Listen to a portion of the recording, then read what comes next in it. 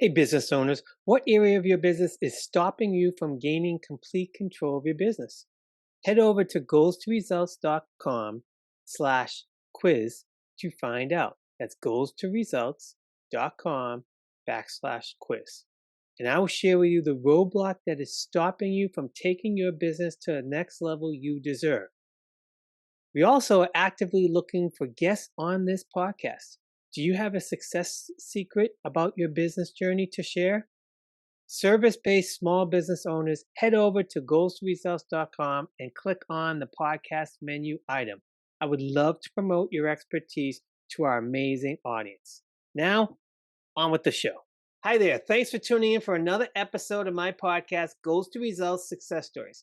I'm your host, Dennis Riley, and today I'm with Angela Ficken. Hello and welcome to the podcast, Angela. Hi, Dennis. Thanks for having me. No problem. Looking forward to this. So tell me about yourself and your business. So I am located in Boston, Massachusetts, so not far from you. And I am a psychotherapist. I specialize in stress and anxiety disorders. And with the recent past 3 years, I am 100% virtual. So I don't see anybody in person. But I have a full-time psychotherapy practice. And then I also have an online brand where I create online products. So no matter where you are in the world, you can access the skills that I teach in my individual sessions. So give me a sample of your brand. So Progress Wellness is my online brand, and that's where you can find some of the products that I write. They're all on Amazon. But my goal is to really help people access the skills and strategies if you're feeling stressed or anxious. That's why you're coming to me in the first place. But I thought, if people, what if they can't find me, or what if they don't have time for therapy, which is, 45, 50 minutes, at least once a week.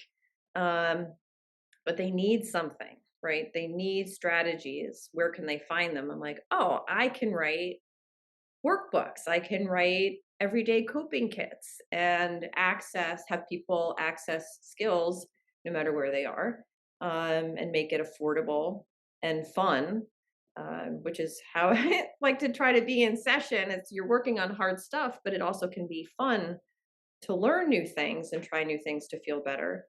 So that's a bit about my brand. And what made you decide to go into business? So I was burning the candle on both ends. By day, I was working full time at Harvard University as a primary therapist. So I was seeing undergrad and graduate students through the health service center there. And then by night, I was having this private practice and seeing maybe another 3 or 4 people. So that's a lot of sessions per day.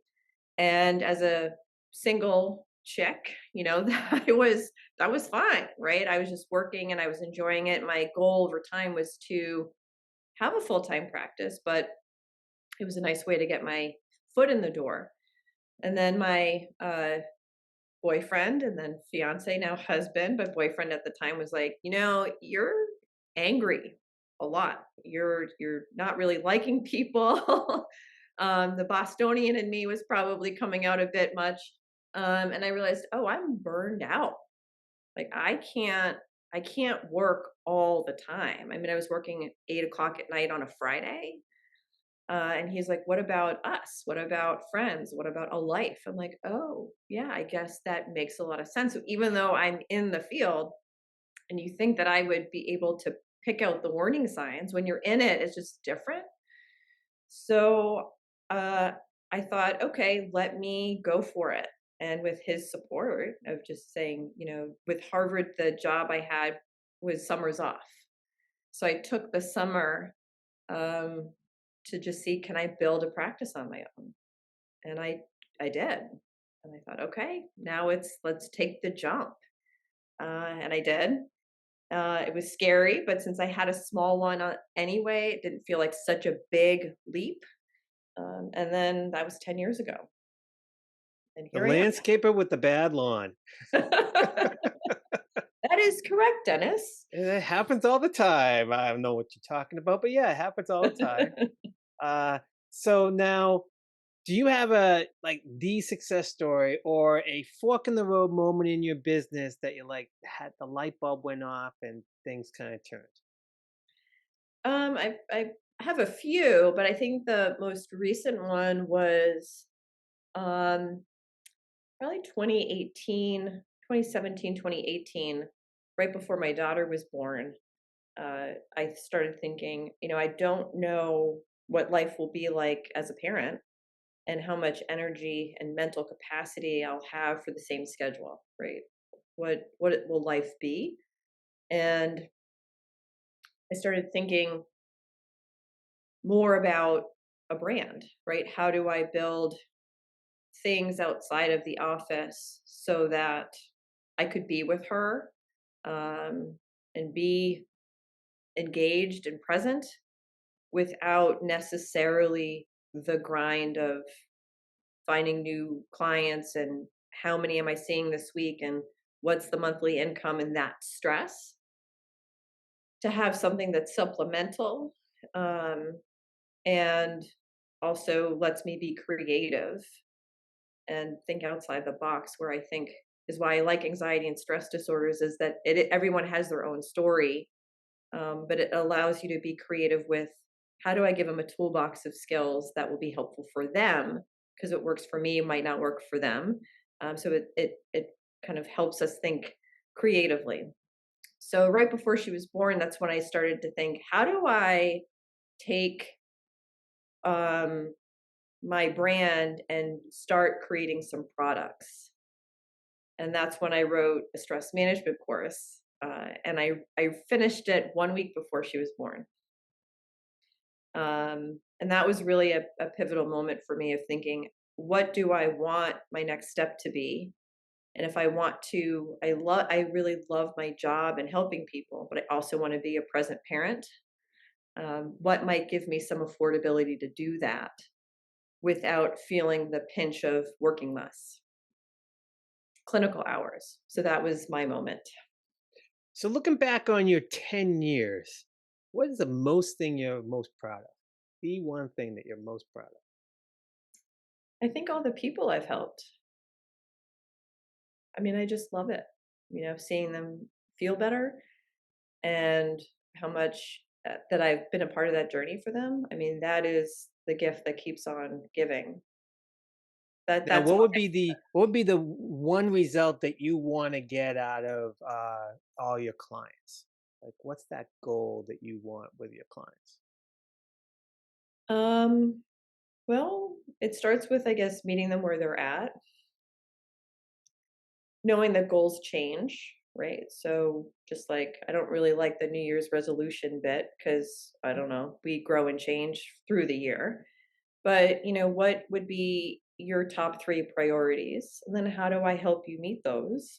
Knowing that they change, right? Like, you have a conveyor belt, you put stuff on the conveyor belt, you can change the order. I'm not going to make it set in stone, but, as you move through therapy or your coaching with me, how do I help you meet you where you're at and challenge you so that you can start to feel better? Speaking about change, March 2020. All right. It's an interesting date and time for all of us. What did adjustments, well, first of all, how was 2020 for you, March of 2020? What adjustment did you make and how did you come out on the other side? So March 2020, I'll never forget my last day in the office. Um, Thinking that it would just be 2 weeks, right? I mean, I think we're just all who knew, who knew.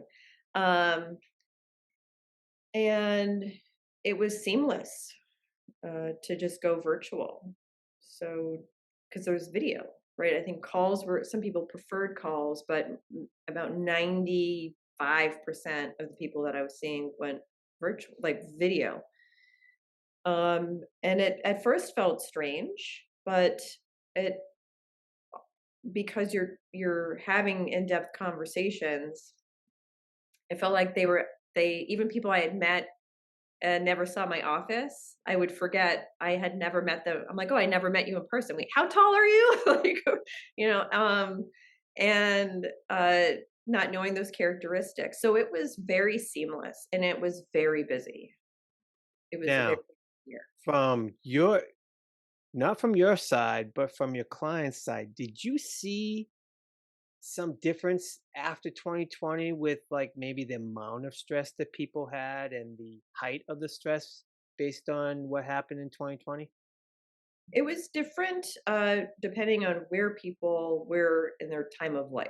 So if you were a senior in college and got robbed of your, that last bit of senior time, some people felt very upset and angry about it. And then the job market was really stressful because companies were now virtual and trying to figure that out.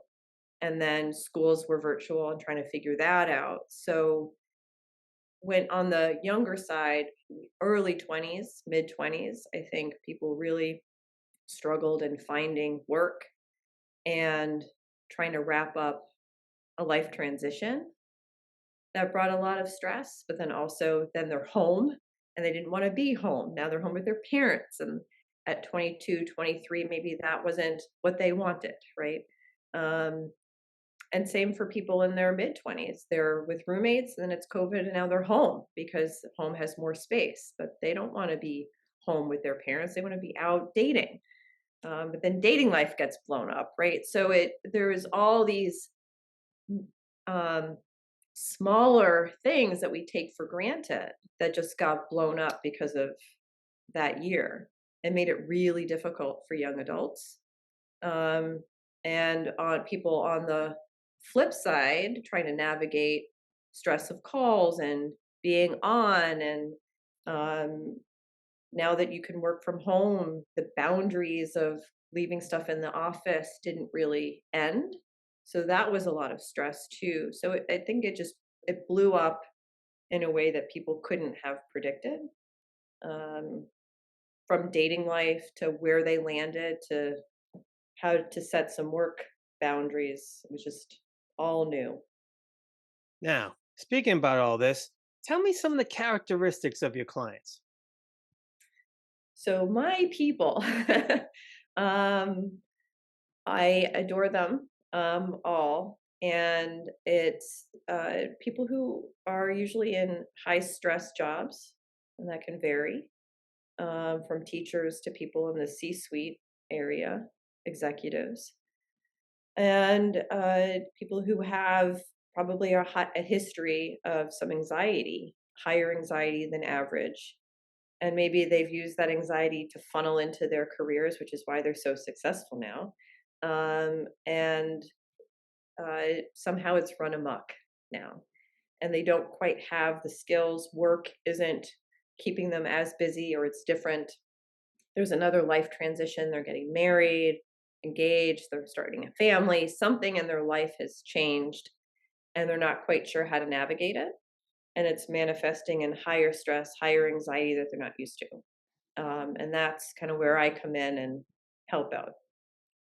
Now, speaking about if people are watching this and like you just hit the nail on the head for some of these people. Where can people find out more about you? So you can find me on my website, which is progresswellness.com. I think the website definitely is me. When you look at it and you read through it, I think you get a good idea of who I am as a clinician and my style in session, whether it's through coaching or through psychotherapy. So, progresswellness.com is where you can find me. Uh, Email, my phone, it's all there. Great. Now, anything else you want to add? I think if you're interested in learning more about how to manage your stress and anxiety, there are uh, people out there that can be helpful. There's all sorts of things within our fingertips, especially now through with COVID and March 2020. There's a lot more online, and I think if you're interested in therapy and you're in the Massachusetts area, now you know where to find me. But if you'd like to start with a workbook or something that's a bit more kind of easier to have on hand and flip through, you can also find me on Amazon, just with my name, Angela Ficken, and on Amazon, and some of my products will come up, and um, you can find the help there too. Great. Well, it was a pleasure talking to you. Thank you, Dennis. This was so much fun. This was great. Well, you have a great day and we'll talk soon. Okay, thanks, Dennis. Thank you. Thank you for listening to the Goals to Results Success Secrets podcast. For more information on Angela, visit her website at progresswellness.com or reach out via email at info@worriedtowellbalanced.com. If you would like to be a guest on this podcast, visit our website at go.goalstoresults.com. If you'd like to learn more about Goals to Results, head on over to our website at goalstoresults.com.